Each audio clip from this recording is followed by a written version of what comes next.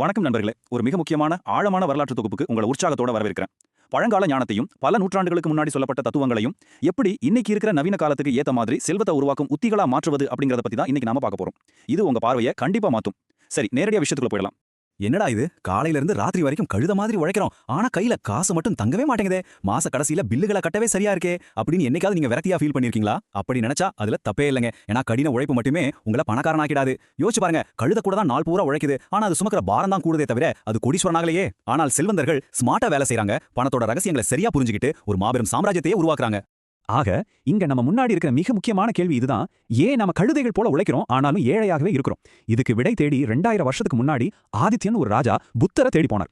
நான் எவ்வளவு சம்பாதிச்சோம், ஏன் கஜானா காலியாகுதே அப்படிங்கிற அதே கேள்வியோட தான் அவர் போனார்.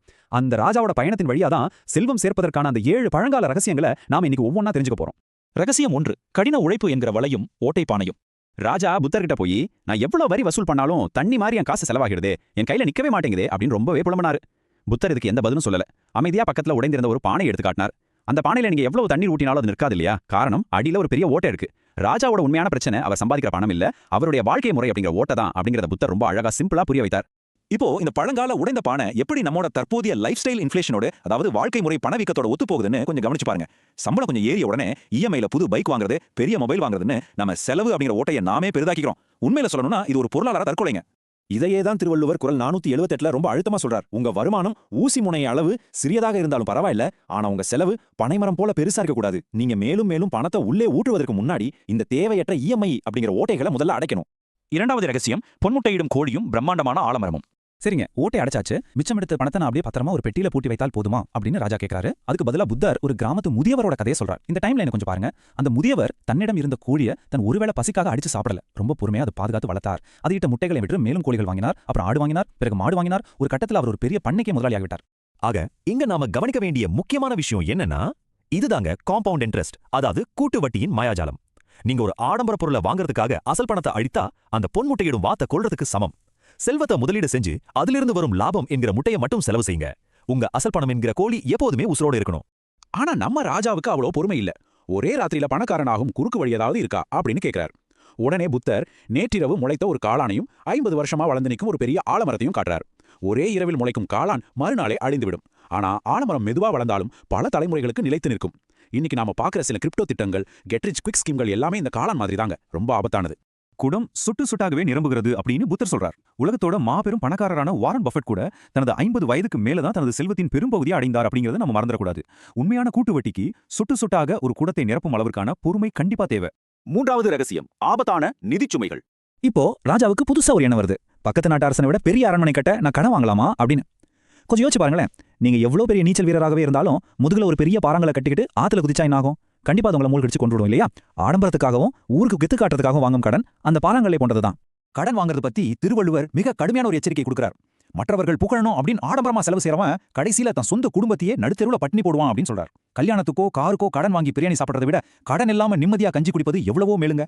இங்க உங்களுக்கு ஒரு சின்ன போனஸ் டிப். இந்த சூதாட்டம் அப்புறம் ஈஸியா பணம் சம்பாதிக்கலாம்னு சொல்ற ஆப்ஸ் எல்லாமே ஒரு தூண்டில் முள் மாதிரி. தூண்டில மாட்டிருக்கிற மீனுக்கு சாப்பிட இனிப்பா இருக்கலாம், ஆனா அந்த முள் அடுத்த நொடியே அதோட உயிரை குடிச்சிடும். உழைக்காம வர எந்த ஈஸி மணியும் உங்க வாழ்க்கையை அழிச்சிடும். 4வது ரகசியம்: விஷம் கலந்த செல்வம். ராஜாவோட அடுத்த கேள்வி இன்னும் ஆபத்தானது. நான் குறுக்கு வழியில மக்களை ஏமாற்றி அவங்கள கசக்கி பிழிந்து அதிக வரி வசூல் செஞ்சு என் கஜானாவை நிரப்பலாமா அப்படின்னு கேட்கிறாரு. அந்த கேள்வியை நான் உங்ககிட்டயும் கேட்கிறேன். நேர்மை இல்லாம தவறான வழியில சம்பாதிக்கப்படும் பணம் உண்மையிலே நமக்கு நிம்மதியா தருமா? ராஜா கேட்ட இதே கேள்விக்கு புத்தர் கொடுத்த பதில் ரொம்பவே ஆழமான ஒரு விஷயம். புத்தர் ஒரு கிண்ணம் நிறைய சுத்தமான பசும்பாலை கொடுத்து அதுல ஒரே ஒரு துளி விஷத்தை கலக்கிறார். ஒரு துளி விஷம் எப்படி அந்த ஒட்டுமொத்த பாலையும் குடிக்க முடியாததாக, உயிருக்கு ஆபத்தானதாக மாற்றி விடுகிறதோ, அதே போலதான் அடுத்தவனை ஏமாற்றி சம்பாதித்த ₹1 உங்க செல்வத்துல கலந்திருந்தாலும் அது உங்க குடும்பத்தோட நிம்மதியை கொண்டுடும் அப்படின்னு திருவள்ளுவர் எச்சரிக்கிறார். 5வது ரகசியம்: உங்களின் மிகப்பெரிய சொத்து. இப்போ ராஜா முழுமையா திருந்திட்டார். நான் நேர்மையா இருப்பேன், ஆனா தூங்காம ஓய்வே இல்லாம 24 மணி நேரமும் உழைக்க போறேன் அப்படின்னு வாக்குறுதி அளிக்கிறார். ஆனா புத்தர் அவரை தடுத்து நிறுத்தி இன்னொரு ஆழமான பாடத்தை கற்பிக்கிறார். உங்ககிட்ட ஒரு பிரம்மாண்டமான வைரம் பதித்த தங்க தேரே இருக்கலாம், ஆனா அதை எடுத்துச் செல்லும் குதிரைகள் நோயுற்று நடக்க முடியாம படுத்திருந்தா அந்த தேரினால் என்னங்க பயன்? அந்த தங்க தேர் தான் உங்க செல்வம், குதிரைகள் தான் உங்க உடல். 30 வயசுல உங்க ஆரோக்கியத்தை அழிச்சு பணத்தை சேர்த்தா 40 வயசுல அந்த பணம் முழுவதும் மருத்துவமனைக்கு தான் போகும். 6வது ரகசியம்: செல்வத்தின் ஓட்டம். இறுதியா ராஜா தன் கடைசி மற்றும் மிக முக்கியமான கேள்வியை கேட்கிறார். பணம் எப்படி ஒரு காந்தம் போல தொடர்ந்து என்னை நோக்கி ஈர்க்கப்படும், அதுக்கான ரகசியம் என்ன அப்படின்னு. அதுக்கு புத்தர் தன்னுடைய கையை இறுக்கமாக மூடிக்கொண்டு காட்டினார். மூடிய கைக்குள் புதிதா எதையும் வைக்க முடியாது இல்லையா? எனக்கு மட்டுமே வேணும் அப்படின்னு நீங்க எல்லாவற்றையும் இறுக்கி பிடிச்சுக்கிட்டா உங்களால புதிதா எதையும் பெற முடியாது. கையை திறந்து மற்றவர்களுக்கு கொடுக்கும்போதுதான் எல்லையற்ற செல்வத்தை பெற முடியும். இல்லாதவர்களுக்கு கொடுப்பதுதான் உண்மையான பாதுகாப்பான பேங்க் லாக்கர் அப்படின்னு திருவள்ளுவர் உறுதியா சொல்றார். சரி, இதுவரை நாம பார்த்த இந்த சக்தி வாய்ந்த பழங்கால ரகசியங்களை டக்குன்னு ஒரு recap பார்ப்போம். 1. ஓட்டை பானையை அடையுங்கள், அதாவது செலவுகளை குறையுங்கள். 2. பொன்முட்டையிடும் கோழியை காப்பாற்றுங்கள், வருமானத்தை முதலீடு செய்யுங்கள். 3. ஆலமரம் நடுங்கள், முதலீட்டில் பொறுமையாக இருங்கள். 4. பாறாங்கல்லை இறக்கி வையுங்கள், கெட்ட கடனை தவிருங்கள். 5. விஷப்பாலை தவிருங்கள், எப்போதும் நேர்மையாக இருங்கள். 6. குதிரைகளை குணப்படுத்துங்கள், ஆரோக்கியத்திற்கு முதல் முன்னுரிமை கொடுங்கள். மற்றும் 7. கையை திறந்து கொடுங்கள், உங்கள் வருமானத்தில் சிறு பகுதியே இல்லாதவர்களுக்கு கொடுங்கள்.